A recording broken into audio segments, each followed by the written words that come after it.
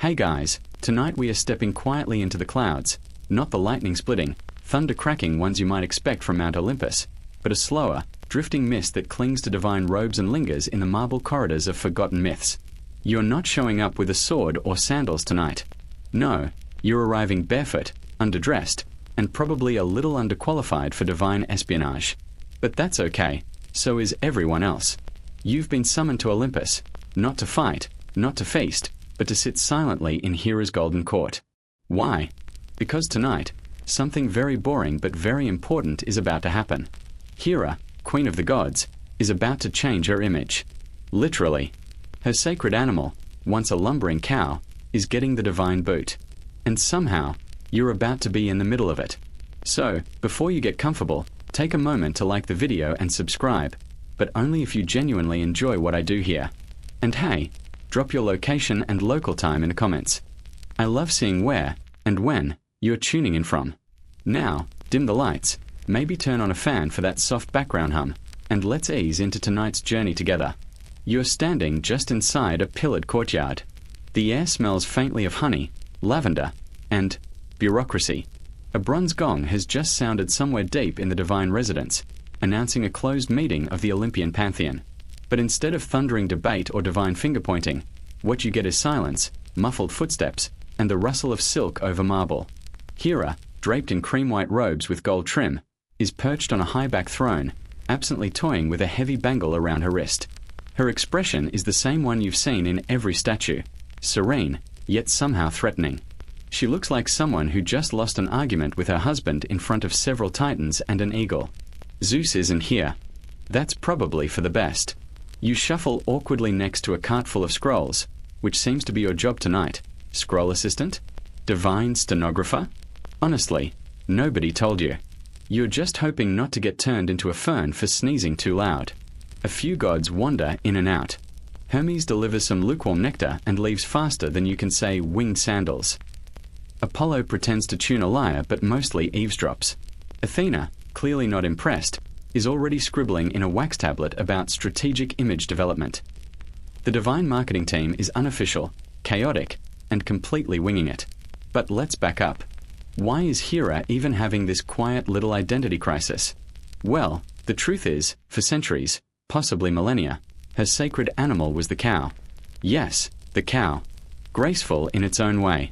Revered for fertility, motherhood, milk, moon-shaped horns, and general cud-chewing patience. But it never quite screamed regal divine wife. It whispered domestic stability and please don't smite me for eating grass. And, to be honest, Hera's getting a little tired of it. Recently, mortals have started associating her with stormy marriages, unpredictable tempers, and various low-level hexes. Meanwhile, Artemis has her deer, sleek and wild. Athena's got that owl, silent, sharp, symbolic. Even Dionysus has an entourage of panthers and faintly drunk goats.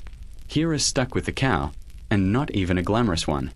More like a sleepy heifer statue outside a shrine in Argos that tourists keep mistaking for a local mascot. So tonight, there's a shift in the wind.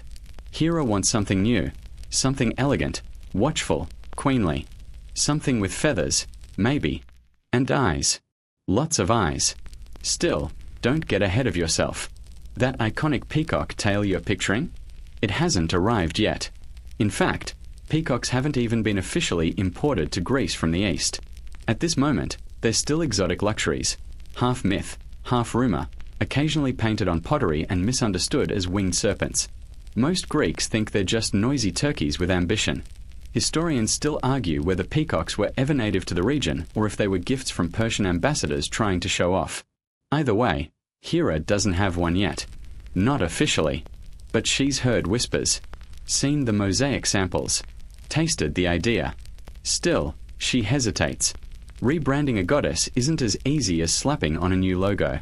You've got temples carved with cows, priestesses named after calves, entire cult rituals involving butter, barley, and very confused livestock. You can't just dump that overnight. There's paperwork. There's hymns to revise. So tonight, Hera watches the skies as if waiting for a sign. A shift. A sparkle. Anything to say, yes, go full bird. Meanwhile, your scroll cart creaks. You get the sense something is about to begin. Not a war or a prophecy, but something much slower, pettier, and endlessly more divine.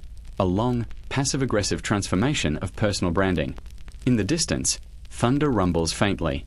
Not Zeus. Just weather. Probably. A single feather drifts past the colonnade. You find yourself walking behind Hera now, the hem of her gown brushing against polished stone as she leads you through a colonnade dripping with ivy. The gods don't usually walk, mind you. They tend to shimmer or glide or appear dramatically in plumes of gold light. But Hera is thinking, and when she thinks, she paces. And when she paces, everyone else just tries not to get in the way. You trail behind, quiet as a mouse, because she hasn't told you to leave yet. Which is probably a good sign. She's muttering something under her breath. You catch the words optics, stature, and, strangely, goat-drawn chariots are a bad look. You don't interrupt. The path curves into a long gallery filled with fading frescoes and the very early, very awkward phases of Hera's history. Before the throne. Before Olympus. Before she even met Zeus. You're about to get a crash course in divine childhood, and trust me, it's less majestic than you'd expect, because Hera, queen of the gods, started out her immortal life in a cave. A damp, dark cave in Arcadia, guarded by nymphs with questionable childcare credentials and probably a handful of goats. Historians still argue whether Hera was born directly to Rhea in that cave or spirited away there for her safety.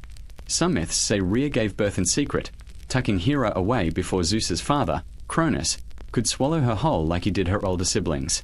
Cronus, if you remember, was on a bit of a baby-devouring spree at the time. Not exactly a candidate for Father of the Year. So their Hera was tiny, divine, and UN swallowed. A rare combo. The cave was sacred, of course. Everything in Arcadia was. The air smelled like pine and wet rock, and the walls echoed with lullabies sung by earth nymphs and half-remembered gods who hadn't quite made the Olympian A-list. Hera was raised on goat's milk and myths older than the Titans, wrapped in swaddling cloths made from sky-colored wool. Not very regal, but very survivable. You imagine her toddling around the cave, dragging a wooden toy lion and issuing royal decrees to mossy rocks. Even then, she was said to have a certain gravity. Nymphs bowed when she entered a room, even if that room was technically a puddle. And yes, there were animals. Lots of them. Unlike Artemis, who was raised in the wild and cuddled with bears, Hera's early companions were domestic. Goats, sheep, the occasional very patient ox. It wasn't glamorous, but it gave her a sense of order, a respect for the rhythms of life, a love of schedules, and, as we'll see later, a deep-seated intolerance for messiness. This is likely where the cow symbolism began. Cows weren't just farm animals in ancient Greece. They were symbols of nourishment, motherhood, and divine patience. They didn't chase, claw, or fight. They endured. They watched. They stood in fields, unmoved by storms or drama. So yes, young Hera imprinted on cows. Later, much later, when she ascended to Olympus, it seemed natural to surround herself with sacred cattle. Her temples were decorated with their images. Her priestesses wore horns during certain rituals. Her nickname, Bupis, or Cow-Eyed Hera, might sound odd to us now, but it was a compliment then, suggesting wide, serene, watchful eyes. But let's be real for a second. Even divine nicknames age badly. Somewhere between the 10th hymn and the 3rd or 7th temple, Hera began to suspect the cow thing just wasn't cutting it. The other gods had symbols that inspired awe. She had cud. The only thing cows were inspiring was slightly warm cheese. Still, you've got to give Hera credit. She didn't panic. She did what any self-respecting queen would do. She planned. But let's not get ahead of ourselves. You're still in the hallway of faded frescoes, watching a very mortal childhood play out in divine brushstrokes. In one panel, Hera's helping an elderly goat climb a rock ledge. In another, she's weaving garlands of mountain thyme while the other baby gods wrestle over thunderbolts. It's all very pastoral, very goddess next door. You feel a little nostalgic for her. She didn't ask to be queen of Olympus. She didn't even ask for the peacock. She just wanted things to be fair. And fair, as you'll learn, doesn't always play nice with divine politics. One fresco catches your eye, different from the rest. It shows Hera not as a toddler, not even as a young woman, but in that liminal moment between growing up and stepping onto her throne. She's looking over her shoulder, eyes narrowed, mouth almost smiling. In the distance, a shadow looms, It might be Zeus. Or just a passing thundercloud. It's hard to tell with frescoes, especially the older ones. That's when Hera turns to you, not in the fresco but in real time. She's noticed you staring. "That one's not accurate," she says flatly. "I was much taller by then." You stammer something apologetic, but she waves it off. Then she asks, almost absently, "Have you ever tried redesigning yourself from scratch?" You want to say yes, maybe something about a bad haircut or a rebranding effort in college, but instead, you just nod politely. She doesn't need your answer anyway. She's already walking again. The corridor bends toward a set of bronze doors. Beyond them, the story continues. But for now, you pause in the cool air of Hera's origin cave, the cradle of a goddess, the birthplace of sacred cows, and the start of a very long, very complicated mythic identity crisis. The bronze doors swing open with a sigh that sounds uncannily like an annoyed goat. You're starting to suspect that Olympus does these things on purpose, adds a little dramatic flair to every hinge and shadow. Beyond the doors lies a hall that smells faintly of myrrh, ozone, and old parchment. This is the official Hall of Sacred Contracts, which, despite its grand title, mostly looks like someone took a government archive and added columns. At the far end is a large round table surrounded by thrones, some elaborate, some suspiciously empty. One is smouldering, another is dripping. But Hera's chair, it's spotless, regal. The cushions look like no one's ever dared sit in it improperly. You hover near the back wall as she takes a seat. This, you learn, is the chamber where divine marriages get notarized. And guess what? You're about to witness the celestial wedding between Hera and Zeus. Not the loud, lightning-filled party myths love to exaggerate, but the less glamorous, painfully bureaucratic version. The one with clauses, and omens, and a surprising amount of bird-related paperwork. Zeus is late, of course. That's not surprising. What's surprising is that anyone expected him to show up on time in the first place. The king of the gods is notoriously unpunctual, especially when commitment is involved. Hera, on the other hand, has been here since dawn.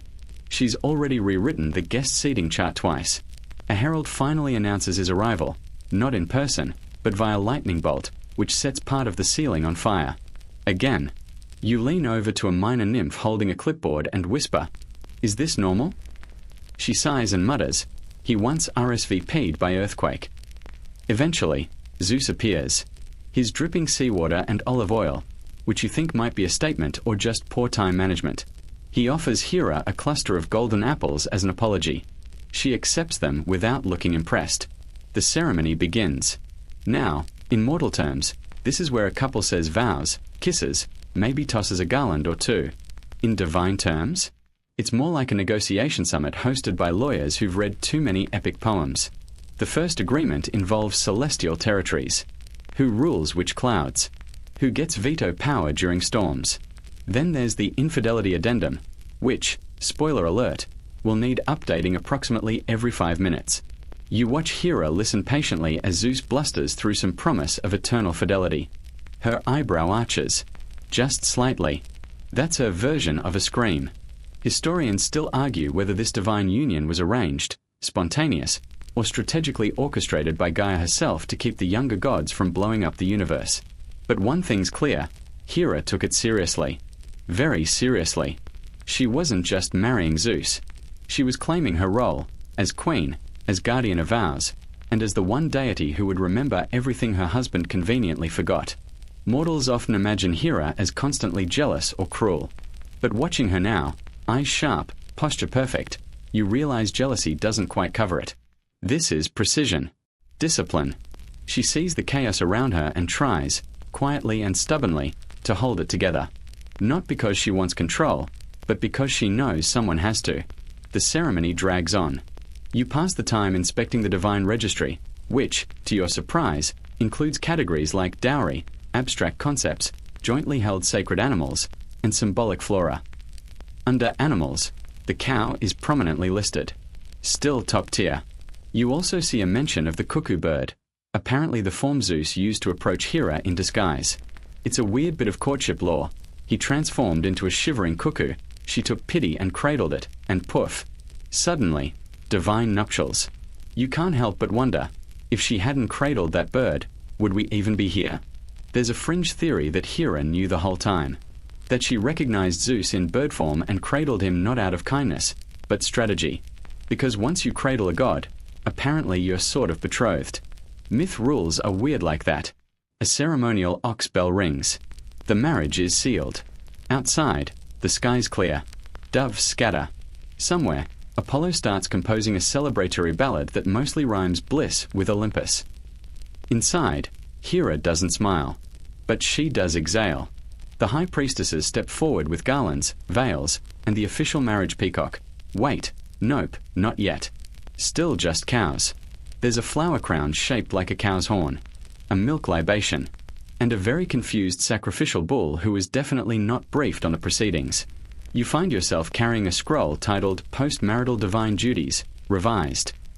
It includes phrases like preside over sacred oaths, oversee childbirth rituals, and possess unwavering patience in the face of thunder-based nonsense. There's also a footnote, animal symbol subject to revision upon celestial notification. You don't realize the significance of that line just yet, but Hera does. Later that night, after the guests have left and the divine confetti has dissolved into starlight, Hera remains seated in her throne, still in her ceremonial garb. Zeus has wandered off, probably transformed into mist or a goat-shaped mist. You're not sure. You approach, offering the final scroll to be signed. She takes it without looking. And then, to your surprise, she asks, "Do you think cows are dignified?" You pause. The wrong answer might get you turned into one. They're dependable, you say cautiously. Calm. Thoughtful. She hums, non-committal. Then she adds, but not watchful. Not all-seeing. You nod slowly. The firelight flickers across her face. "I need something new," she says. You don't know it yet, but this is the moment the peacock story begins. Not with feathers or fables, but with a bored, brilliant goddess realizing she deserves better branding. The next morning, if you can even call it morning on Olympus where time mostly jogs in circles, you wake up to the sound of low, rhythmic mooing. Not dramatic. Not even urgent. Just steady, resigned cow noises echoing down the marble corridors. You groggily follow the sound past a couple of half-drunk satyrs and a statue of Hera that seems to be judging you with its eyes. You arrive at the Stables of Sacred Beasts, a modest name for what's essentially a divine livestock museum. Row upon row of immaculate stalls hold animals that haven't aged since the Bronze Age. Cows, oxen, a lone ox-goose hybrid that nobody talks about anymore. Most have golden hooves or unusually contemplative expressions. These are Hera's original companions, long before feathers entered the picture. And they're glorious, in a sleepy, cud-chewing, celestial kind of way. A high priestess, sandal laces perfectly symmetrical, gives you a whispered tour. This one, she says, gesturing reverently, produced milk that fed infant gods. This one never blinked during a thunderstorm. This one once stared down a hydra. For 7 hours. The cows are honored. They're fed by dryads who hum lullabies and comb their tails with combs made of mother of pearl. The hay smells like rosemary. Somewhere in the distance, you hear panpipes and slow chewing. It's all very zen. But even in this sacred calm, you can feel it, the tension. Because things are changing. Hera hasn't officially demoted the cows, but she's been distant. She skips her morning strolls. She hasn't given a single animal a new laurel wreath in months. And there's talk, hushed, divine whispers, that she's looking for a new symbol. You don't say this out loud, but you suspect the cows know. One of them, a particularly large, muscled white beast with eyes like carved marble, stares at you for a full minute while chewing a mouthful of ambrosia-infused hay. It feels personal. Back in mythic times, these cows weren't just animals. They were metaphors. The Greeks associated Hera's bovine companions with nurturing, fertility, and the slow strength of enduring loyalty. In Homer's Iliad, she's described as cow-eyed, bupus, which sounds like an ancient insult but was actually meant to convey beauty, vastness, and composure. The ideal divine gaze, wide, calm, never missing anything. But let's be honest. To modern ears, cow-eyed doesn't exactly scream power goddess. Historians still argue whether this cow-centric symbolism was a local cultic preference or something absorbed from pre-Hellenic fertility traditions. Some say Hera inherited the bovine iconography from Minoan goddesses, those spiral-eyed women with snakes in their hands and bulls in their dreams. Others point to even older Near Eastern deities, where the cow was sacred long before the Greeks showed up. Either way, the cow stuck to Hera like ritual wine on a linen tunic. At least, until recently. You step into a quieter part of the stables, less polished, more like divine storage. Here, tucked behind an empty chariot frame and a pile of golden reins, is a forgotten mosaic floor. The tiles are cracked, the colors faded, but the design is unmistakable. A dozen cows, arranged in a circle, each one with stars carved into its hide. One has a moon on its forehead. Another is eating what looks like a scroll. You crouch down to get a better look, only to jump back as a hoof thuds beside your foot. It's Hera. She's wearing travel robes now, pale blue with dark bronze trim, and her hair is bound up in an unnecessarily elegant braid. There's a flicker of amusement in her eyes as she studies the old mosaic. "I used to love this one," she murmurs. "It was a gift from the islanders of Paros. Took them 6 years." You nod, unsure if speaking is allowed. She tilts her head slightly. But what did it say? That I am nurturing? That I am dependable? Or that I am slow? You open your mouth. Close it again. Safe move. She walks across the broken floor, trailing her fingers along the cracked images.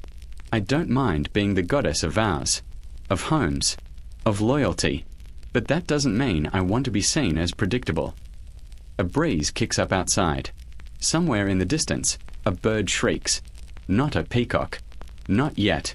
Just a hawk having an opinion. She turns back to you. "Bring me the scroll on sacred animal succession. The one with the gold trim and the unfortunate goat sketch." You nod and rush off. By the time you return, scroll in hand, Hera is gone. In her place stands a cow. Not one of the sacred herd. A newer one. Young. Wide-eyed. Still hopeful. It blinks at you. You sigh. Back in the Hall of Sacred Contracts, you find a dusty annex labeled Symbolic Transition Addenda. Inside, divine aides are reorganizing files. One scroll catches your eye. It's been opened recently. The title reads, "On the Transfer of Sacred Creatures, from Horn to Feather." And you smile. Because somewhere, perhaps already in motion, a feather is falling. The skies over Olympus have a particular color when something sneaky is about to happen. It's not stormy, not the theatrical Zeus kind of storm, but hazy, golden, and full of whispering wind. You get that feeling again as you're summoned to an outer terrace that overlooks the mortal world. Clouds drift by like lazy gossip, and sitting cross-legged on a bench made of rose quartz is the 100-eyed giant, Argus. Well, formerly 100. He's blinking about 68 of them right now. He waves you over without looking up. He's polishing one of his elbows with a cloth soaked in what smells like lemon and ambrosia. The scene is oddly domestic, which is jarring considering Argus is Hera's top spy. He's got eyes on his feet, his shoulders, his fingernails. You're not sure where to look. "I see you," he says absently, "in 5 directions." You nod. What else can you do? Argus Panoptes, his full name meaning all-seeing, is Hera's secret weapon in an age of divine mischief. Long before divine rebranding became fashionable, Hera deployed him to do what cows could never do: watch everything, all the time. And unlike your average bodyguard or security titan, Argus didn't nap. At least, not completely. Some of his eyes were always open. Historians still argue whether Argus was a mortal man gifted with extra eyes, a primordial being shaped from starlight and suspicion, or simply a metaphor for what happens when you multitask too hard. Either way, in this myth, he's very real, and you're sitting uncomfortably close to his knee eye. "I heard about the peacock," he says finally. You blink. It hasn't happened yet. He shrugs. It always does. He stands, stretching, and at least 10 of his joints audibly crack in harmony. "Let's go find a cowgirl." You follow him across the terrace, through a grove of laurel trees where nothing is quite awake. He explains in pieces. Apparently, Zeus is up to something again. A new mortal girl, pretty, devout, and unfortunately in the path of divine flirtation. Her name is Io. You've heard the name, of course. One of those tragic figures scribbled in the margins of myth. But seeing her story unfold firsthand? That's different. Io is a priestess of Hera, serving in a little shrine down on the plains. Devout. Polite. Excellent handwriting. And now, very much targeted by Zeus, who has begun appearing to her in dreams, usually as mist, sometimes as a talking eagle. Argus rolls his eyes. Or at least, one of them. Zeus, unable to keep things subtle, eventually descends to seduce her in the time-honored fashion: deception, flattery, light weather manipulation. Hera, of course, notices. She always notices. You are standing in the clouds with Argus when Hera finally acts. She descends to the mortal realm in full queenly glamour, thundercloud robes, constellation earrings, the works, and catches Zeus mid-flirt. To cover his tracks, Zeus does what any panicked, irrational thunder god would do. He transforms Io into a cow. Yes, a cow. To be fair, it's a sleek, white, perfectly groomed cow. But still, cow. You and Argus arrive just in time to witness the aftermath. Hera raises one unimpressed eyebrow as Zeus tries to explain why there's suddenly a very anxious cow grazing beside him. She listens, silently. Then, with a smile that could freeze lava, she says, "How lovely. I shall keep her." Zeus knows he's cornered. He agrees, too quickly, and vanishes in a flash of guilt-scented lightning. That's when Argus steps in. Hera puts him in charge of guarding Io, the cow version, with strict instructions: do not let Zeus anywhere near her. Now, remember, Argus is built for this. 100 eyes, constant vigilance, zero patience for divine drama. He sets up a perimeter, arranges a few boulders for ambience, and begins his eternal stakeout. Io grazes nearby, lowing occasionally in mild distress. You watch from a distance, sipping something that tastes like melted starlight and regret. It doesn't take long for Zeus to retaliate. He sends Hermes, the god of messages, mischief, and really good sandals, to rescue Io. And Hermes, being Hermes, doesn't come with weapons. He comes with music. He plays lullabies, tells stories, juggles, anything to bore Argus into sleep. It works. Very, very slowly, one by one, Argus eyes close. Even the ones on his ankles. Even the elbow ones. And just before the last eyelid shuts, Hermes strikes. It's quick. Painless. Probably. Myth accounts vary. Some say Hermes used a rock. Some say a flute. Some say he told a joke so bad that it killed Argus on the spot. You find Hera alone on a cliff later that night. She's silent, unmoving. The stars are reflecting in the sea, and she's holding a small box in her lap. Inside it, a handful of silvery, iridescent feathers, and a single eyelid. Hera doesn't cry. She never does. Instead, she gathers Argus eyes, all 100, and gently presses them into the tail of a strange, foreign bird perched nearby. The bird chirps, stretches, begins to shimmer. You blink. For a moment, the creature doesn't look real. Its feathers are impossibly bright, golds, blues, greens that don't quite exist in nature. The long tail fans out like a jeweled fan, and scattered across it, the eyes. Not literal, perhaps, but symbolic, watchful, ornamental and omniscient. The peacock is born, but not just as a bird, as a message. Hera stands, her gown catching the wind. He was loyal, she says. Now he'll be remembered. She doesn't need to raise her voice. The bird does it for her, letting out a sharp cry that echoes down Olympus, across shrines, temples, fields. It's not a pretty sound. Not yet. But it carries weight. The peacock turns its head, looks at you, and blinks. You're not sure how long you've been staring at the peacock. It's perched on a nearby column now, fanning its newly eye-studded tail like a tiny, iridescent banner. Every time it shifts, the feathers catch the light and flicker like a constellation in motion. You feel like you should bow or offer it something: breadcrumbs, praise, a tiny golden contract. But instead, you just sit very still. Hera stands beside you, one hand resting on the column, her gaze fixed on the horizon. People will misunderstand it, she murmurs. You glance at the bird. The peacock. She nods. They'll think it's about vanity. Flash. That I want to be admired. You think about that. It's not. She lets out a dry laugh. It's about vigilance. Memory. Eyes that never close. She pauses. Argus never failed me. Now he never will. And just like that, you realize something. This isn't just a symbol swap. It's grief, forged into feathers. Hera didn't replace her cows out of boredom. She lost something irreplaceable and made a monument that can't be ignored. Still, there's work to do. Because choosing a new sacred animal isn't just a matter of taste. It's paperwork, politics, and divine logistics. You, lucky you, are now Hera's symbol transition assistant. The position comes with precisely 0 pay, infinite hours, and the possibility of being turned into a citrus fruit if you mess up the formatting. Your first task? Deliver the news to the high priestesses. You descend Olympus, on foot this time, because Hermes borrowed all the winged sandals, and arrive at the grand temple of Hera at Argos. The city is quiet. Shrines everywhere bear images of cows, carved into altars, painted on clay votives, stitched into ceremonial robes. You feel like you're walking into a very holy barn. Inside the temple, the air smells like rosemary, burnt honey, and ink. Lots of ink. The priestesses are mid-ritual, chanting something soft and rhythmic about dairy and divinity. You clear your throat. Silence falls. 40 eyes stare at you. None of them as sparkly as Argus used to be. You unfurl the scroll. Aham. Official memorandum from Queen Hera of the High Clouds and Oaths Unbroken. Effective immediately, the peacock is to be recognized as a primary sacred symbol. Silence. Then a whispered, but what about the cows? You swallow. Secondary status. Possibly decorative. No longer central to the divine image schema.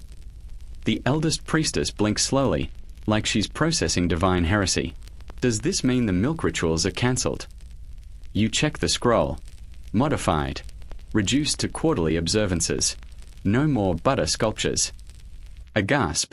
You're not winning fans. Still, you do your job. Scrolls are distributed. Mosaics are sketched. Feathered motifs begin appearing in the margins of sacred texts. One apprentice priestess suggests painting the peacock's eyes in lapis lazuli. You make a note of it. Another wants to braid tail feather shapes into festival garlands. Smart kid. But the cows? They remain. You sneak out to the back pasture after the meeting, where the sacred herd is grazing beneath olive trees. One of the older cows walks up to you and gently bonks your knee with her forehead. You're not sure if it's affection or revenge. Sorry, you whisper. Historians still argue how quickly the peacock overtook the cow in Hera's iconography.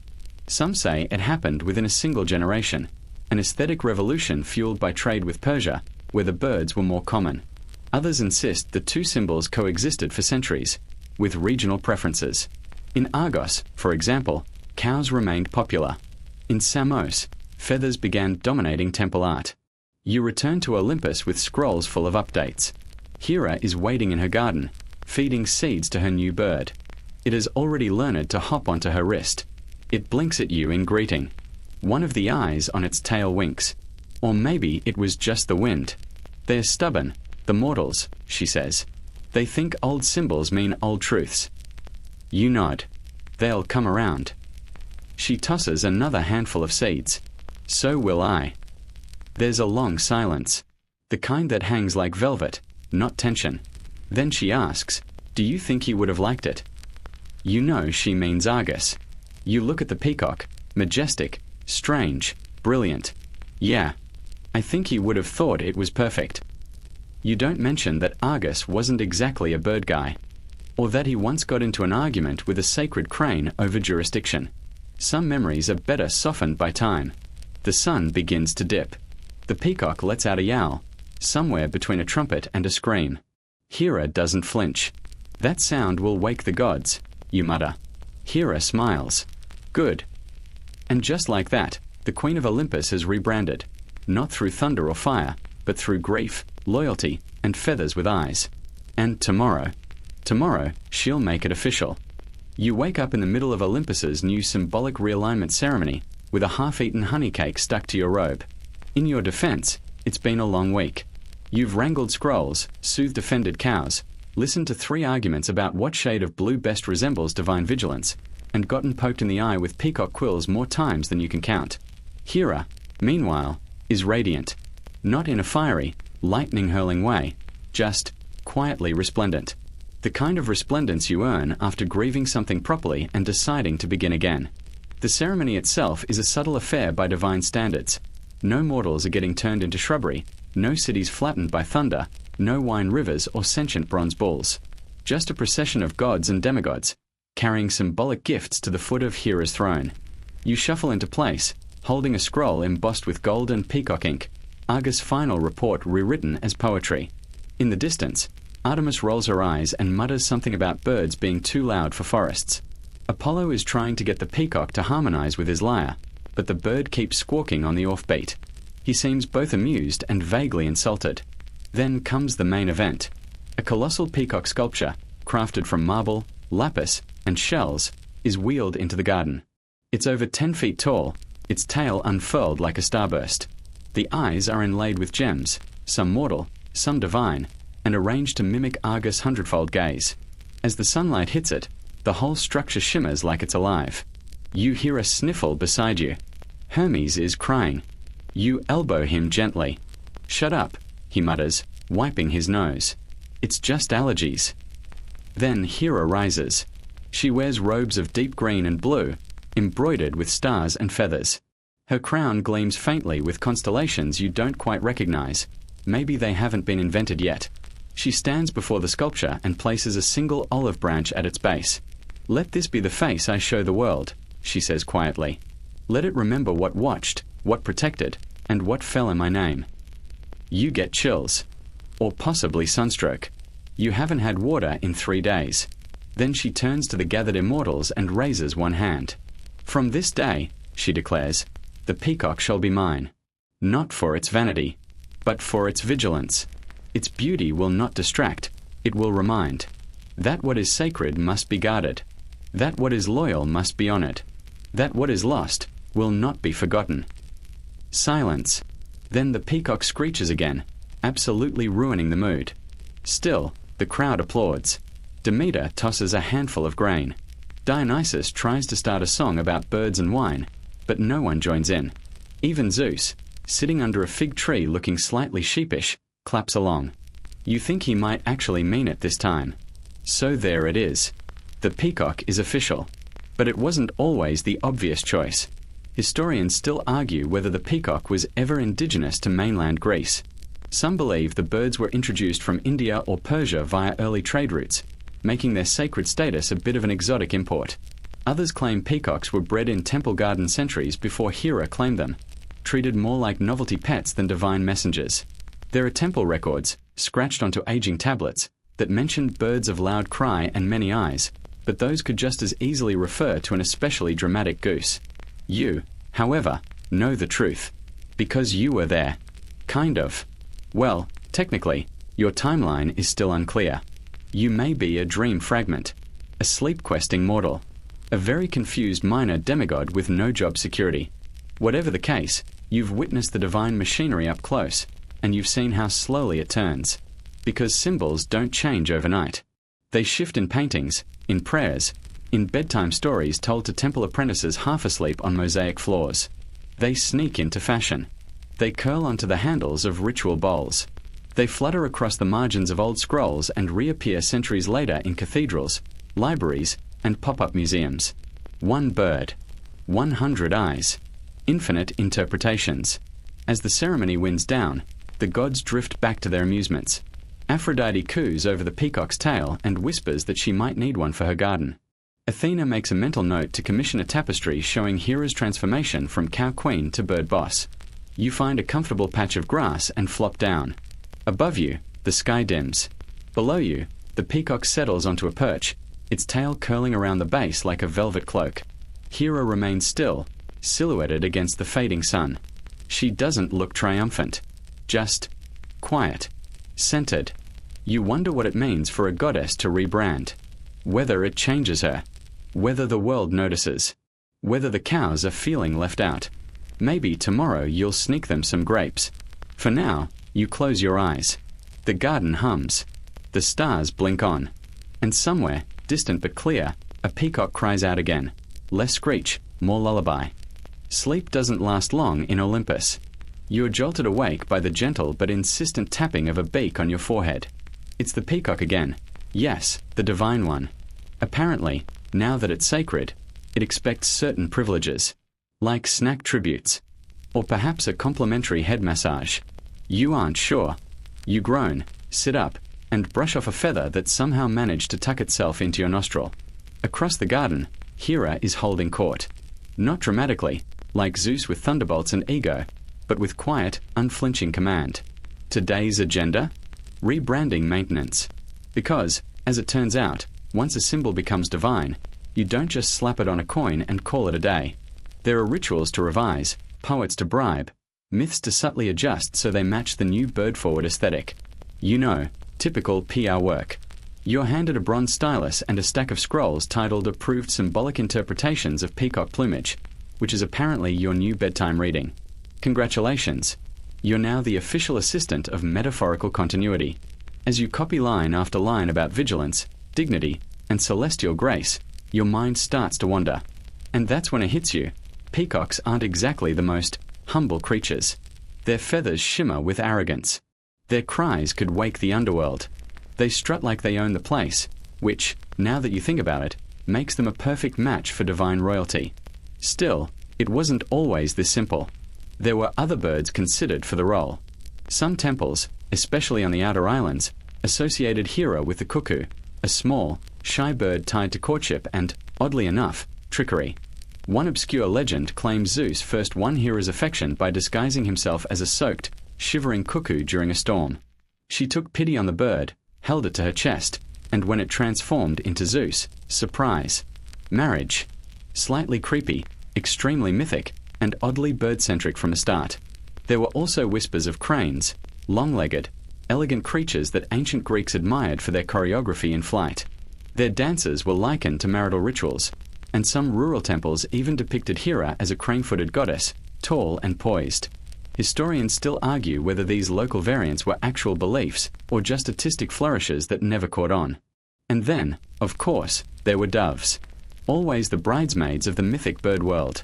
Sweet, peaceful, symbolically overbooked. Aphrodite already had a monopoly on them, and frankly, no one wanted to spark a divine turf war over feathered real estate.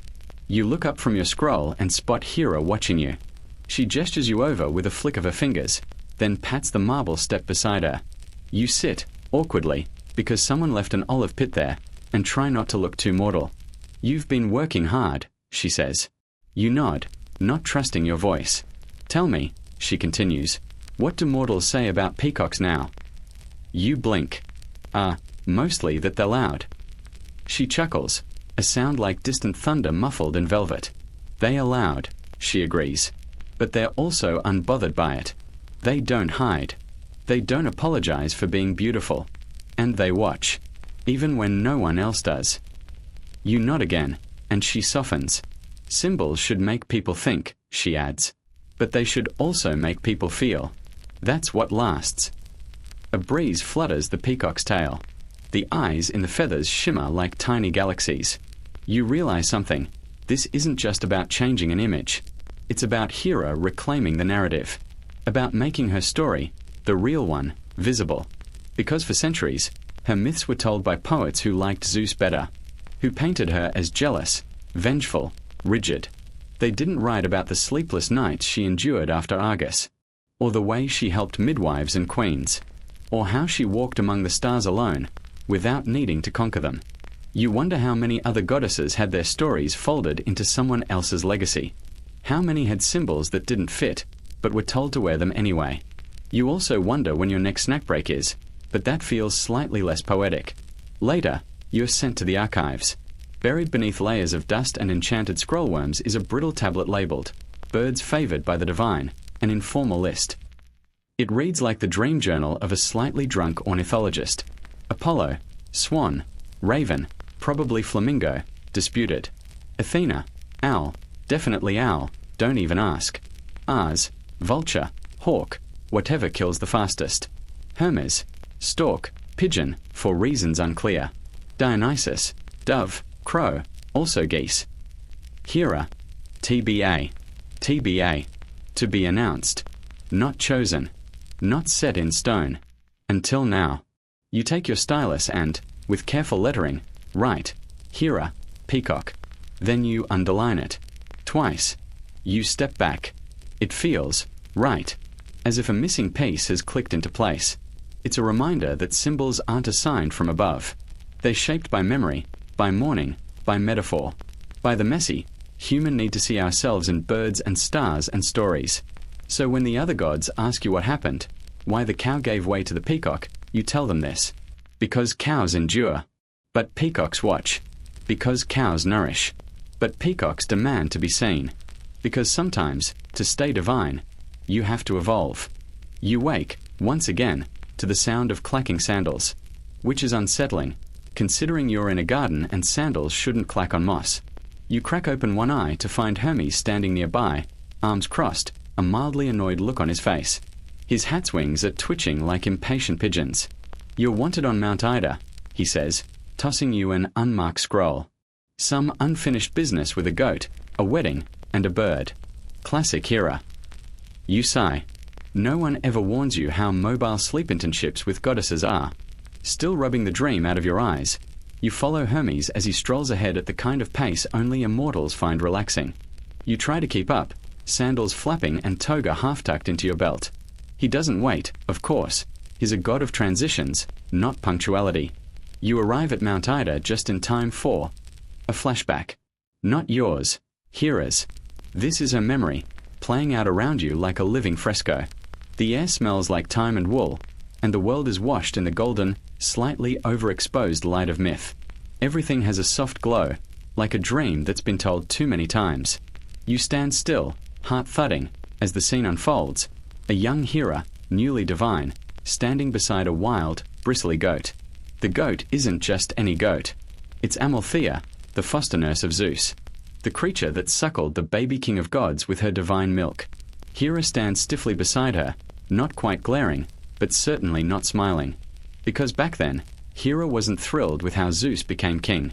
The whole swallowing siblings drama, the Titanomachy, the Thunderbolt inheritance, it was all very him. Meanwhile, she carved her own path, one that didn't involve mutiny or cosmic violence, one that centered on structure, justice, and sacred vows. So when Zeus crowned himself god of everything and showed up on Mount Ida asking Hera to marry him, she had questions. He knew she wouldn't say yes right away, which is why, according to certain rustic myths, he turned himself into a cuckoo bird, a small, shivering, pitiful thing caught in a storm. He flopped into her lap, wings trembling. Hera, who had a soft spot for things that looked cold and helpless, possibly a side effect of being raised among the rigid Titans, took pity on him. She cradled the bird, and boom, instant Zeus. Sneaky. Yes. Effective. Unfortunately, also yes. Some versions say she married him out of embarrassment. Others insist she admired the cleverness. Historians still argue whether this story was meant to show her as compassionate, gullible, or simply pragmatic. Either way, the wedding was set. And not just any wedding, the wedding. The kind bards sang about centuries later. Gold-leafed invitations, nectar fountains, 100 ambrosia-flavored cakes. Everyone who was anyone attended. Even some nymphs who hadn't RSVP'd. You find yourself drifting through the memory, invisible to its participants, like a ghost in turn. You float past a banquet table piled with pomegranates and hunted figures. Past a flute player whose cheeks puff like frog bladders. Past Dionysus, already tipsy and wrestling with a giant ribbon. And there, in the center, sits Hera. She's radiant, sure, but tense. Regal, but clearly exhausted. Marriage to Zeus was a political alignment as much as a personal one. She was becoming queen of Olympus, yes, but also inheriting all the problems that came with it. Infidelity, public scrutiny, divine bureaucracy. Even at the wedding, whispers flew about how long the union would last. Aphrodite, sipping wine, supposedly made a side bet. Hestia kept the hearth burning, eyes politely downcast. Poseidon gave a conch shell toast so loud it made 3 clouds cry. And amid it all, a small, forgotten bird, the cuckoo. It perched quietly in a fig tree, watching. Not proud. Not even smug. Just present, like a shadow of the trick that started it all. Hera never looked at it, but she knew it was there. The vision begins to fade. You're back in the garden. The smells are sharper now, less honey, more soil. And in Hera's lap sits a bird. But not the cuckoo. A peacock. Its long tail drapes over her knees like a velvet train. The eye patterns shimmer in the moonlight. Hera strokes its neck absently, lost in thought. You realize what she's done. She's swapped the symbol. She's rewritten the opening act of her story, not to erase it, but to evolve beyond it. To say, yes, this happened, but it's not who I am anymore.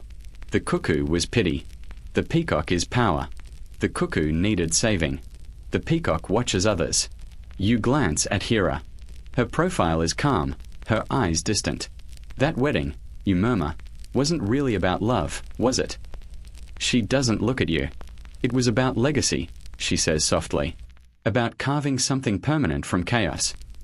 And maybe, just maybe, about never letting anyone turn into a bird in your lap ever again. Later, as you prepare her ceremonial tea, juniper, lavender, and just a drop of melted ambrosia, she hands you a small scroll. It's blank. Start a new myth, she says. From the bird's perspective.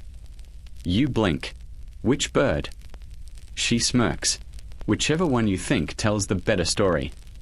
You look at the scroll. At your inky fingers. At the peacock watching from the colonnade. Head tilted, feathers rippling like distant waves. A new myth. Maybe one where the goddess chooses her own bird.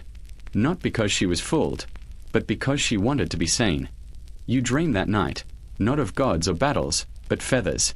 Not just any feathers, either. Miles of them. A soft, endless parade of blues and greens, swaying like silk ribbons underwater. Each feather holds an eye, and each eye watches you, not accusingly, but with that polite, vaguely amused expression cats give humans. You try to ask a question, but your words come out as cooing sounds. Somewhere, a cuckoo chuckles. You wake to find a small scroll tied to your wrist. You could swear it wasn't there before you slept. Written in that loopy, floral script favored by the Olympians, it reads simply, "Time to meet Argus." And so you do. He's not exactly what you expected. For one, he's dead. But don't worry, this is mythology. Death isn't an end so much as a recurring status update. Argus Panoptes, the all-seeing, the 100-eyed giant who once guarded Io, Zeus's latest lover turned cow. Yes, you heard that correctly. Cow. Hera had appointed Argus as a kind of divine babysitter, one who didn't sleep, didn't blink, and frankly had terrible bedside manner. You find him resting beneath an olive tree, a single eye open on the back of his hand. It blinks at you lazily. Back again, he says. His voice is like dry leaves brushing a temple floor. You interns never last. You try to explain that you're not a typical intern, but he waves a hand. Doesn't matter, he sighs. You're here to learn about eyes, aren't you? Actually, you were hoping for a story about feathers, but close enough. Argus tells you how Hera loved precision, observation, watchfulness. While Zeus gallivanted and Poseidon sulked and Hades brooded, Hera noticed. Every whispered oath, every muttered betrayal, every time a mortal tried to weasel out of a wedding vow by saying it's complicated. That's why she trusted Argus. Not for strength, though he had it.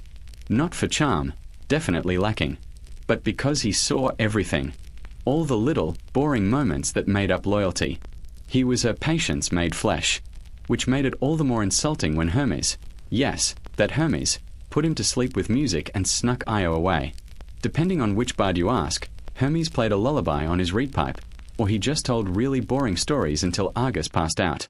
Either way, it worked. And when Argus died, Hera wept. Not because of the betrayal, she was used to those by now, but because, in a world full of chaos and performance, Argus had been steady, reliable, always watching. So she honored him in the way she knew best. She took his eyes, all of them, and placed them onto the tail of her new favorite bird. And the peacock was born. Historians still argue whether this version of the myth emerged before or after actual peacocks were imported to Greece from India. The timing's fuzzy, but the symbolism stuck. Those brilliant eye patterns, each one a memory, a promise to keep watch, a vow that nothing, not even the slippery antics of Zeus, would go unseen again. Argus shrugs, like someone who's been turned into myth one too many times. It's nice, he says, being remembered like that, though I do wish she'd picked a less flamboyant bird. You chuckle. He doesn't. You walk with him a while through a garden made entirely of seeing things. Statues with eyes on their elbows, trees whose leaves blink, koi fish that track you with all 6 of their gleaming orbs. It's like being inside a metaphor, and also maybe an avant-garde art exhibit. He pauses beside a vine and gently plucks a feather stuck to its tendril. Not all eyes judge, he murmurs. Some just bear witness. It's a strange thought, one that sits heavy and still, like a cup of tea that's steeped too long. Later, when you return to Hera's temple, she's painting. She doesn't look up as you enter. The canvas is massive, all gold leaf and egg tempera, swirls of color forming the long plume of a tail. It isn't a peacock yet, but it's getting there. I assume he told you his side, she says. You nod. He always does, she murmurs. But that's only half the myth. You wait, but she doesn't elaborate. She never gives the whole story, just the part that's ready to be told. Instead, she hands you a brush. The bristles are made of horsehair. The pigment smells faintly of crushed olives and tears. Finish the tail, she says. Make the eyes shimmer. You hesitate. What if I ruin it? She glances at you, one brow arched. Then we repaint. And so you do, one eye at a time, each a tiny orb of memory, ringed in lapis and emerald and a flicker of sadness. And as you paint, you wonder, were the eyes meant to intimidate? Or to remind her of someone she could trust? Maybe both. In the end, Hera didn't just create a beautiful bird. She created a symbol of vigilance, of a queen who saw through flattery and distraction, who remembered those who served her loyally, and who turned even loss into art. And from 100 eyes, she stitched a new kind of myth, not loud, not flashy, but watchful. You step back from the canvas. The bird is watching you now, but gently, as if to say, I see you, too. You spend the next morning trying to avoid eye contact with the fresco, which is difficult, because the peacock seems to follow you wherever you go. Each time you glance up, there it is, that swirl of tail feathers and little gemstone pupils, just watching. Not accusingly, just patiently. You wonder if this is what being a royal pet feels like. Don't stare too long, a passing servant mutters. Bad luck. They say it invites Hera to review your memories. You decide to focus on something less judgmental, like breakfast, except that today's breakfast has been replaced by a note. It's sealed with honey and pressed violets, definitely Hera style. You peel it open and find a command written in swirly script. Accompany Hecate to the sanctuary at Lerna. Be quiet. Ah, nothing like a cryptic field trip with the goddess of ghosts, magic, crossroads, and lunar vibes. You meet her at the base of a crumbling hill, just as the sun starts its slow crawl up the sky. Hecate wears a dark blue cloak, smells faintly of midnight rain, and carries a lantern that doesn't seem to cast light so much as remember where it had been. She doesn't greet you. She just starts walking, and you follow. The grass grows stranger the farther you go, taller, finer, whispering in languages you don't speak. The birds here fly upside down. Or maybe you're upside down. You stop trying to keep track. Eventually, you arrive at a quiet pond with steam curling up from the water's surface. A small altar sits on a mossy rock nearby. Atop it, a bundle of white feathers bound in red string. This, Hecate says finally, is where Hera Yuen birded herself. You blink. She wasn't always tied to peacocks, Hecate continues, voice calm as cloud cover. That was a revision, a rebranding. Mainstream historians will tell you Hera was always associated with peacocks. But dig a little deeper, like late Mycenaean, pre-Olympian deep, and you'll find a different story. One where Hera, or a version of her, was worshipped as a goddess of cattle, of earth, and of wild, wandering birds that had nothing to do with regality. Scholars still argue whether she started as a local fertility deity, maybe Peloponnesian, maybe even Minoan, who absorbed new traits as Greek myth evolved. The peacock? Alate comer. Imported. Decorative. Impressive, sure, but not foundational. The bird she may have first claimed? The cuckoo. Small. Unassuming. Invasive. Oh yes, Hecate hums. Zeus came to her as one. Pretended to be weak, in need of warmth. She took pity. She held him to her chest. You raise an eyebrow. That old trick. Works more often than you'd think, she replies dryly. In one version of the myth, Hera agreed to marry Zeus only after he deceived her in this way. Cunning, manipulative, classic god behavior. But also, oddly soft. The queen of Olympus, swayed not by conquest or threat, but by a shivering bird asking for shelter. And that, Hecate says, is where the feathers began. The peacock came later, all drama and dazzle. But the cuckoo was first. You ask why Hera abandoned it. She didn't, Hecate corrects. She buried it. And you realize that beneath the altar stone, there's movement. A quiet, ticking flutter. You step closer, and the ground breathes. 1,000 years of feathered memory exhaling at once. Hera didn't stop being the goddess of small, clever birds. She just stopped letting people see that part. Too many expect majesty, Hecate says, not vulnerability. In the soft silence that follows, you hear the cuckoo's call. Not regal, not royal, but insistent, present. It echoes around the sanctuary like a whisper from a dream you forgot upon waking. You imagine Hera as a younger goddess, before Olympus, before Zeus, before politics and peacocks. Just a girl on a hill, watching birds dive between clouds, wondering what it might feel like to fly. You wonder if she ever missed that simpler self. If, like all queens, she sometimes longed to be ordinary again. It's a quiet moment, not one that makes it into poems. No golden apples, no thunderbolts, just a hush, a breath. Hecate hands you a single white feather. Keep it, she says. She might need reminding. And then she's gone. No flash, no thunder. Just gone. You walk back alone. Well, mostly. The cuckoo follows. You return to the temple just before dusk. Hera isn't waiting, but something tells you she knows where you've been. The peacock painting is complete now.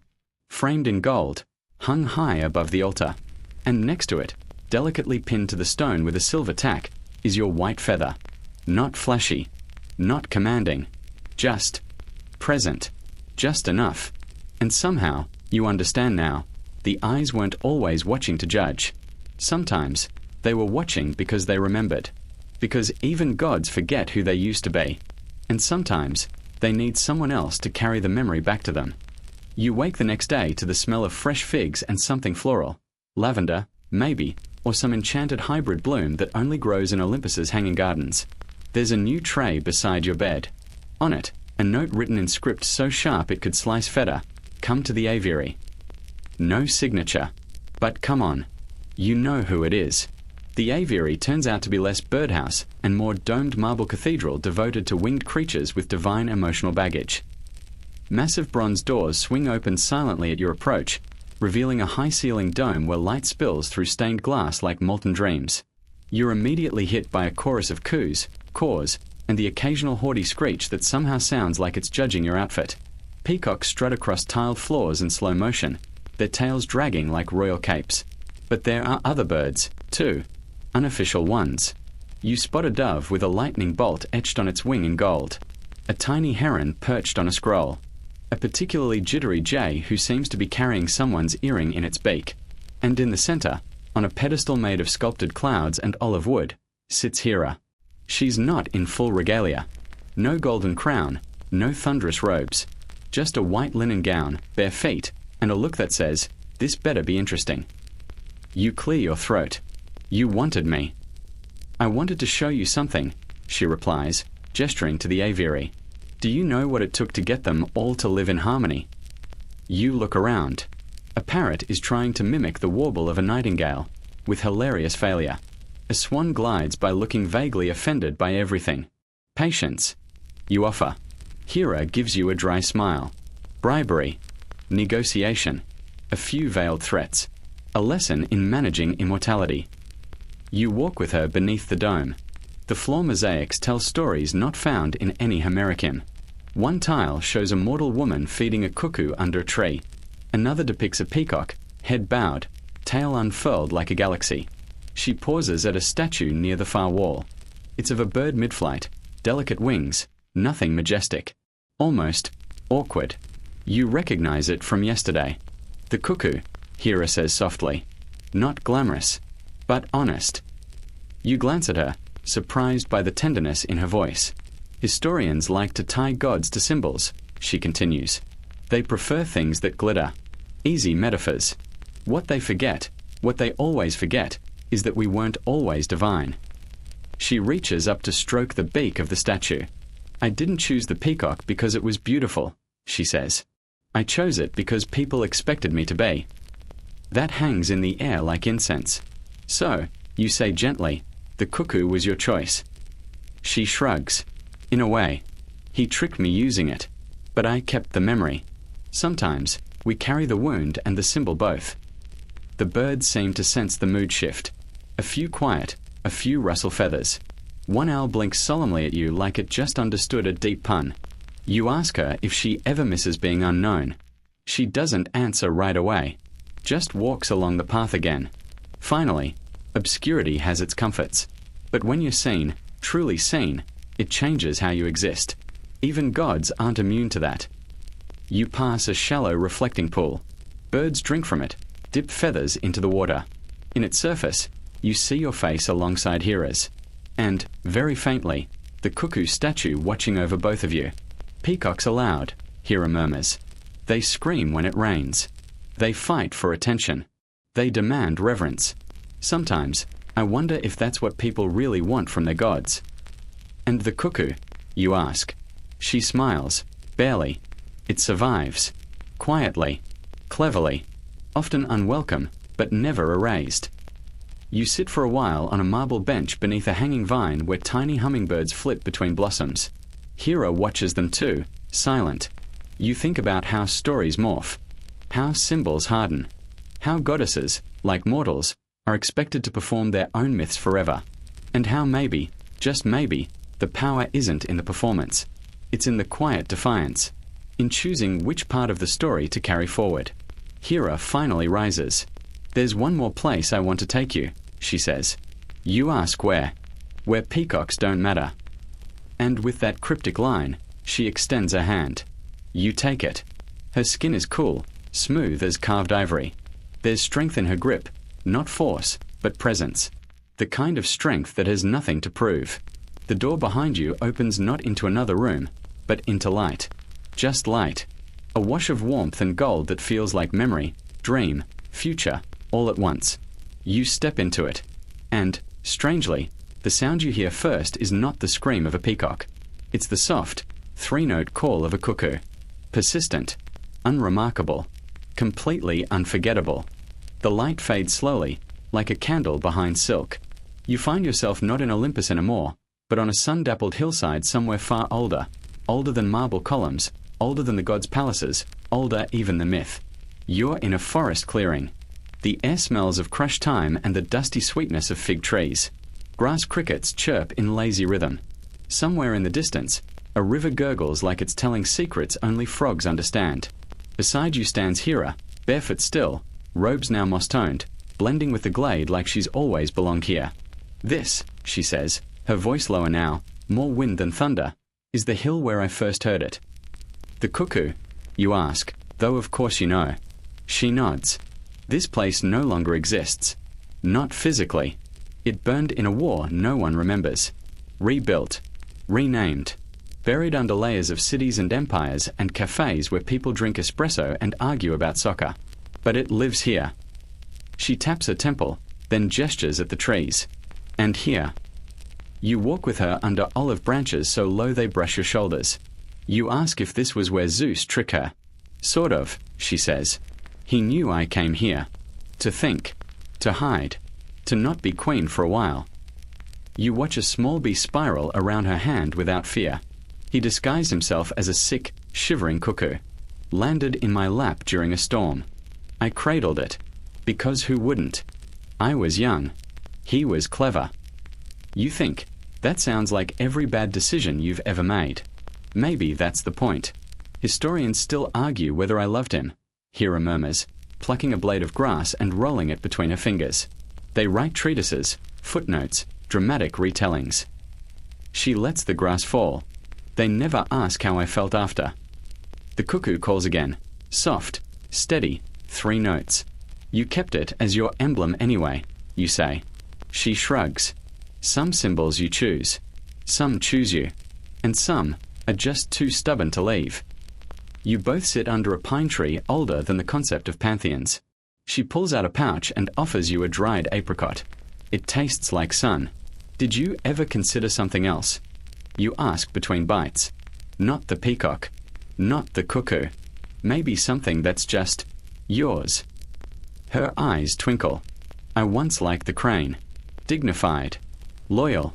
Mates for life. But it didn't sparkle. Didn't strut. People want gods with drama. Cranes are too subtle. You raise your eyebrow. And you're not. She gives you a look that could curdle milk and sweeten honey in the same breath. You try being married to Zeus for 3 eternities and still caring about subtlety. Point taken. A breeze drifts through the clearing. Leaves shiver, and the world feels briefly suspended, like even the insects are listening. Do you think humans get it wrong? You ask her. Your stories, I mean. Your role. Hera leans back on her hands, face tilted to the sun. Of course they get it wrong. That's the nature of stories. They're told by the ones who survive. And the ones who survive are usually men with opinions. OF. Accurate. But myths aren't meant to be accurate, she continues. They're meant to be useful. A pine cone drops nearby with a soft thunk. Somewhere, a lizard skitters out of sight. I was never the villain. I was the counterweight. The boundary. The no that shaped the yes. You think of all the myths where Hera appears only to punish. Chase. Curse. The jealous wife, forever snarling behind the golden throne. And yet, here she is, eating apricots, listening to birds, talking like she's been waiting to be heard for 1,000 years. You feel the weight of that. Not in a sad way. In a quiet, profound way. Like watching rainfall in a place that's been dry too long. I still don't love the peacock, she says suddenly, breaking the mood with a half-smile. You laugh. Yeah, I got that. They are ridiculous. They eat their own feathers. Did you know that? You blink. No. Is that true? Fringe scholars say so. Historians still argue whether it's symbolic or just stupid. You both laugh, an honest, belly-soft laugh that makes a squirrel nearby freeze mid-acorn. Then silence again. A peaceful one. The kind that stretches, elastic and unhurried. After a long while, Hera rises, dusts her hands. Time to go. Back to Olympus. She shakes her head. Somewhere better. Quieter. You don't ask where. You don't need to. This part of the journey doesn't need directions. As you follow her out of the clearing, the cuckoo calls one last time. Just 3 notes. You don't look back. But you remember it. Always. Now, your path winds back toward Olympus. But not the one of thunderbolts and war cries. The Olympus of back rooms, sleepy corridors, and the kind of gods who take their sandals off at the door. You're moving through twilight now. The golden hour's last light glints off ivory walls and honey-colored columns. Even Mount Olympus has a bedtime. You and Hera walk in step again. The air smells faintly of roasted chestnuts. Someone must be testing out autumn recipes. She's wearing her robes again, not the gold-threaded ceremonial ones, but something softer, cloud-like. It rustles just a little as she moves. You've seen the peacocks already, she says as you enter a vine-draped courtyard. Too much, if you ask me. But come. There's one more thing. At the far end of the courtyard stands an old, cracked pedestal. It's humble compared to the rest of Olympus. No gold leaf, no nymphs fanning grapes. Just a simple stone basin, and an odd-looking bird perched beside it. Not a peacock. Not a cuckoo. It's a guinea fowl. You blink. Is that? Hera nods, amused. Yes, the Numidian guinea fowl. Ever heard of it? You admit you haven't, which earns you a raised eyebrow. They were once considered sacred. Beloved of Artemis, actually. But I like them first. The bird cackles softly, pacing in nervous circles. It looks a bit like a polka-dotted chicken wearing a medieval helmet. They are odd, Hera continues. Fast, loud, protective, ridiculously loyal, and utterly overlooked. You crouch beside it. The bird stares at you with one side eye that says, I saw you trip earlier, and I will never forget. They're African in origin, Hera says. Brought to Greece long before my myths were inked on papyrus. Historians still argue whether their presence influenced my iconography or Artemis's. You pet the bird's feathers. It tolerates you, barely. They were sacred to grief, you know, Hera says softly. According to one tale, they sprang from the tears of Meleager's sisters after he died. You glance at her. She adds, "We all get weird about grief. Some people cry. Some turn into birds. Some marry storm gods and develop anger issues." You snort. Therapists weren't a thing back then. No, but oracles were. And frankly, they're worse. The guinea fowl lets out a weird honking snort, startling itself. You both burst out laughing. Then silence again. Hera folds her hands. "You asked why I stuck with the peacock," she says. "It wasn't just the eyes. It wasn't the elegance. It was the story." She leads you to a mosaic along the wall, faded tiles forming a swirl of birds and stars. "This is Argus," she says. "You remember now, the 100-eyed giant. Hera's watchman. The one Zeus tricked and Hermes slew. The one whose eyes became the pattern on peacock feathers." She taps the mosaic gently. "I mourned him." "You placed his eyes in the tail," you murmur. She nods. A final kindness. A kind of memory. The tiles shimmer in the low light. You can almost see Argus himself, half asleep, half awake, all eyes open. "I didn't choose the peacock because it was beautiful," Hera says. "I chose it because it remembered." You think about that. About memory as devotion. About loyalty dressed in feathers. And suddenly the courtyard feels fuller, like someone opened a door in time and let all the stories wander in. The sisters who cried so long they became birds. The guardian with too many eyes to ever truly rest. The girl on a hill, cradling a cuckoo. It's not about liking the bird. It never was. It's about choosing what keeps you tethered to who you were. A tiny wind stirs. The guinea fowl lets out a sleepy squawk and waddles under a fig bush. The sun's gone now, replaced by a pale moon sky spattered with early stars. Hera walks to the basin and dips her fingers in the water. You do the same. It's cool, clear, mountain-fed. "They say I'm the goddess of marriage," she muses. You glance up. "That sounds generous." She smirks.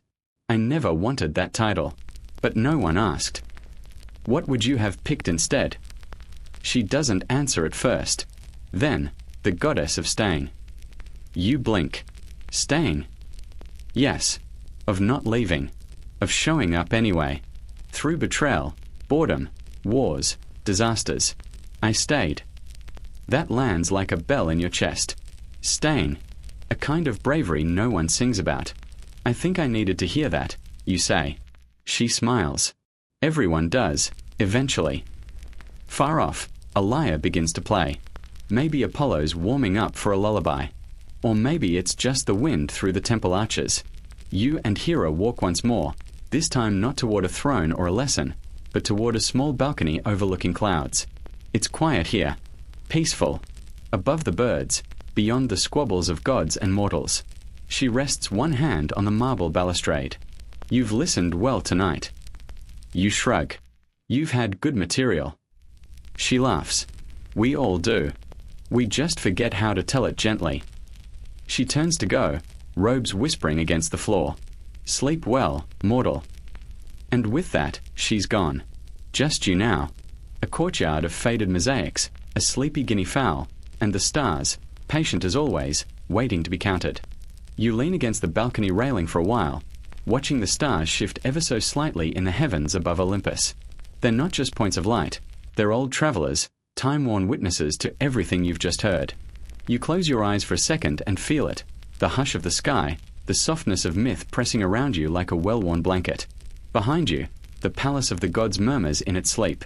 The mosaic tiles settle. Somewhere, Dionysus laughs in a dream. You imagine Hephaestus snoring through his beard. Even the gods, it seems, get tired of grandeur. But your mind keeps drifting, back to the beginning. To that stormy hilltop where Hera first saw the little bird. The cuckoo. Not the radiant peacock, not the sacred guinea fowl, but something small, scrappy, and inconvenient. You picture it again. The wind howling. Hera soaked, furious. And the bird, just being a bird. Not scheming. Not performing. Just trying to survive. It's a strangely tender image. You walk slowly back through the courtyard, past the fig trees and flickering braziers. The guinea fowl is still there, curled under a bench, muttering to itself in its sleep like an elderly librarian. It fluffs its feathers as you pass but doesn't bother opening its eyes. And now you remember one more thing. In ancient Greek households, guinea fowl weren't just symbols of mourning or sacred creatures. They were also believed to eat snakes. That's right. These weird helmet-headed birds, known for their volume and loyalty, were prized for their pest control. It's a small fact, but somehow it fits. Hera isn't the goddess of grand gestures. She's the goddess of staying, of remembering, of quietly doing the job no one thanks you for. And this bird. It sticks around, makes noise when it needs to, and eats the metaphorical snakes under the floorboards. Historians still argue whether her association with birds was symbolic from the start, or if it grew slowly, an accumulation of gestures, sacrifices, epithets. Some believe it all links back to ancient bird goddesses of the Near East. Others say it was simply narrative necessity. What else could convey so many layers of devotion, sorrow, revenge, beauty? You sit on a stone bench. The coolness of it seeps into your skin. Across the courtyard, a breeze brushes the olives. You think about how strange it is that stories like this survive. That for thousands of years, people have whispered about gods who turned into birds, birds who became symbols, symbols that turned back into stories again. It's a slow metamorphosis, one detail at a time. Like Hera's own journey, from girl on a hilltop to queen on a throne to half-forgotten deity appearing in bedtime videos like this one. And you're part of that lineage now. You're the listener, the sleeper, the one who carried the story just a little farther down the line. Somewhere above you, one of Argus' many eyes twinkles from a peacock's tail. Somewhere deep inside, the cuckoo lets out one last, sleepy chirp. And the gods, for now, go quiet. And now, as the last threads of myth unravel into silence, your breath slows. The colors of Olympus dim. The marble fades to moonlight. The braziers flicker one final time. You're no longer walking those corridors. You're floating just above them. The footsteps are behind you. The stories are inside you. And nothing is rushing. Nothing is loud.